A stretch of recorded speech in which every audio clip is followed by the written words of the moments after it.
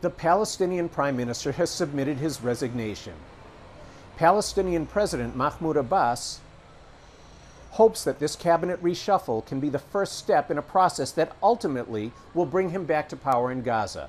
Now, if you remember, Abbas's Palestinian Authority was ousted, toppled by Hamas militants in 2007.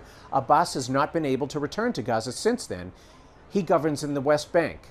But the war in Gaza, Israel's crackdown on Hamas, has created an opportunity that Abbas believes can bring him back to power. The United States says it supports a role for the authority in post-war Gaza, but it wants to see reforms and revitalization of the Palestinian Authority.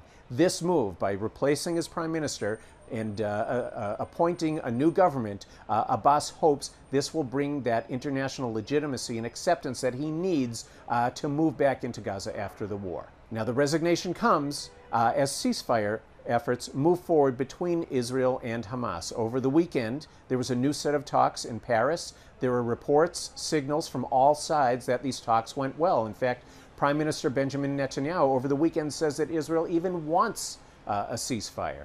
At the same time, though, he says he is still planning the invasion of Rafah. This is what is believed to be the last Hamas stronghold in Gaza. Netanyahu announced that the army has presented an operational plan for the invasion and also plans for evacuating the hundreds of thousands of Palestinian civilians who have moved to Rafah to seek shelter from fighting elsewhere in Gaza.